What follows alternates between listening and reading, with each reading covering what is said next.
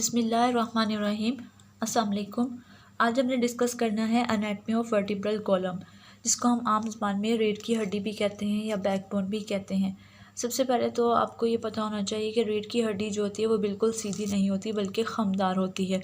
एक इंसान के रीढ़ की हड्डी में टोटल 4 कर्व्स यानी कि 4 खम होते हैं। इनका पर्पस क्या होता है? इनका मकसद ये होता है कि हम चूँकि रीढ़ की हड्डी की मदद से ही जो है मूव कर सकते हैं, यानी कि हरकत कर सकते हैं, जैसे कि हम झुक सकते हैं। अगर हमारी रीढ़ की हड्डी बिल्कुल स्ट्रेट होती, सीधी होती, तो हम झुक ना सकते।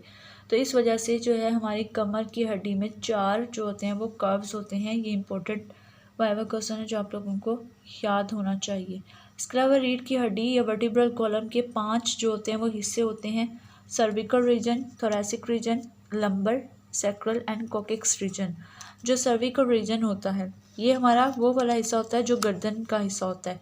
इसमें टोटल 7 मोहरे पाए जाते हैं, 7 वर्टिब्रास आर प्रेजेंट, और ये हमारे हेड को जो है या स्कल को सपोर्ट करता है। इसमें से याद रखिएगा कि जो नेक रीजन होता है यानी कि सर्विकल रीजन, इसमें से पहले 2 मोहरे वर्टिब्रा जो होते हैं वो मूवेबल होते हैं। बाकी हमारी रीढ़ की हड्डी का कोई भी बोन यानी कि मोहरा जो है वो हरकत नहीं कर सकता।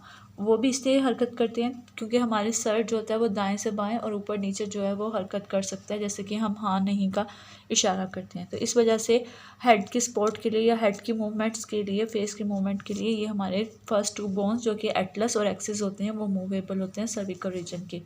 नेक्स्ट सर्विकल रीजन से नीचे हमारा सीने वाला हिस्सा होता है जिसको हम थोरैसिक रीजन कहते हैं।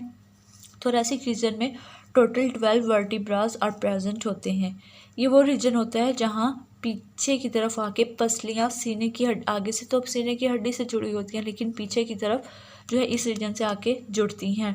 टोटल जो हमारे 12 पेयर्स होते हैं, 24 पसलियाँ होती हैं। इसके बाद थर्ड रीजन हमारा आता है लंबर रीजन। टोटल जो होते हैं इसमें 5 वर्टिब्रास पाए जाते हैं, और ये हमारे बेसिकली जो बेली रीजन होता है, बेली वाला पार्ट होता है, एब्डोमिनल पार्ट जिसे हम कहते हैं, उसको सपोर्ट कर रहा होता है, जहाँ हमारा डाइजेस्टिव सिस्टम के पार्ट्स जैसे कि हमारा स्टमक, इंटेस्टाइन्स वगैरह मौजूद होते हैं उनको।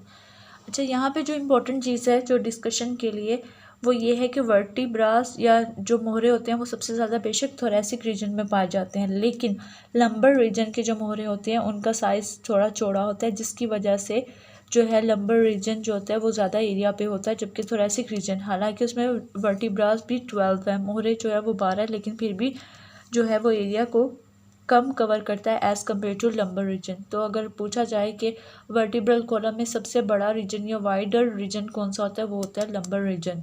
तो बच्चे यहाँ पे क्या कन्फ्यूजन में मिस्टेक कर देते हैं कि थोरैसिक रीजन को कह देते हैं 12 वर्टिब्रा, लेकिन ऐसा नहीं होता। नेक्स्ट है हमारे पास सैक्रल रीजन। ये वो रीजन होता है जिसको हम कूल्हे वाला हिस्सा भी कहते हैं। इसमें टोटल 5 वर्टिब्रा होते हैं जो कि पबर्टी पे या जो जैसे इंसान अडल्ट होता है तो उस टाइम ये फ्यूज़ होके एक वर्टिब्रा बना देते हैं।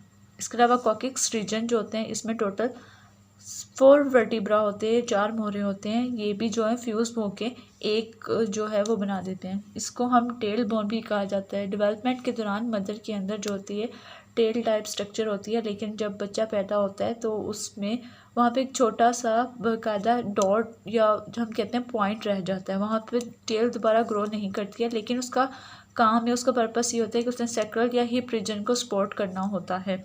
इसके अलावा उस टेल का कोई काम नहीं होता। अगर हम वर्टिब्रल कॉलम की डायग्राम देख लें तो आपने डायग्राम या पेंसिल वर्क में इसको इस तरह से बनाना है। ये इस तरह से, ये हमारी जो है स्कल है, स्कल के पीछे से हमारी वर्टिब्रल कॉलम जो है वो स्टार्ट होती है। फर्स्ट जो होता है हमारा सर्विकल वर्टिब्रा या सर्विकल रीजन होता है। इसके अलावा हमारा थोरैसिक रीजन स्टार्ट होता है, lumbar region, sacrum, coccyx region और ये हिप बोन। इस तरह से ये डायग्राम जो है या पेंसिल वर्क में आप लोगों ने इस तरह से इसको ड्रा करना होगा।